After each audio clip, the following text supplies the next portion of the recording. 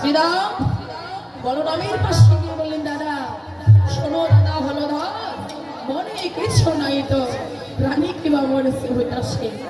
শুধু তাই না দাদা, সকাল সকাল আমরা যদি মায়ের ঘরে ফিরে যাই ততই আমাদের মঙ্গল হবে। শুধু তাই না বাবা, এই যে সুন্দর পৃথিবীতে এসেছি, আমরা যত সকাল সকাল ভগবানের নিকটে ফিরে যাব ততই আমাদের এই দেহের মঙ্গল হবে। যত বেশি দেরি করব তত এই দেহটা পাপে পাপাচ্ছন্ন হয়ে যাবে। তবে বললেন যে যত সকাল সকাল ফিরে যাব ততই আমাদের মঙ্গল।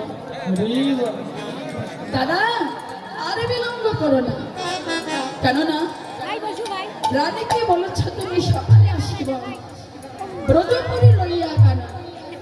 তুমি যে মায়ের নিকটে কথা দিয়ে আসছো যে মা যখন বিধি অবসান হয়ে যাবে আমরা সকাল সকাল তোমার ঘরে ফিরে আসবো। দাদা দিবস তবু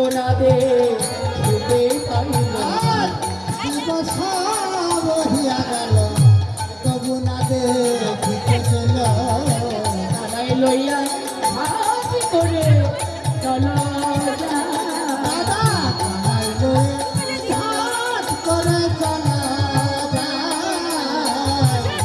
লইয়া হাতি করে চলো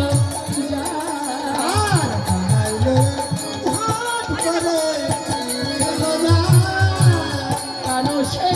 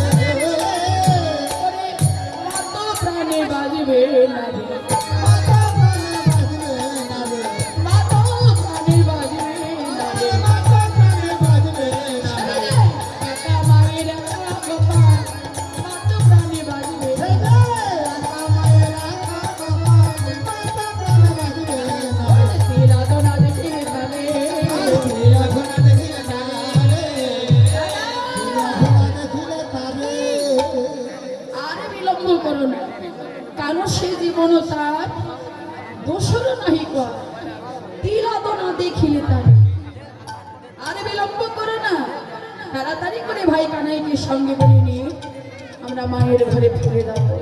এই বলে শ্রীরাম সুদাম কি করলেন, ধন্য পরে কোথায় আছে ভাই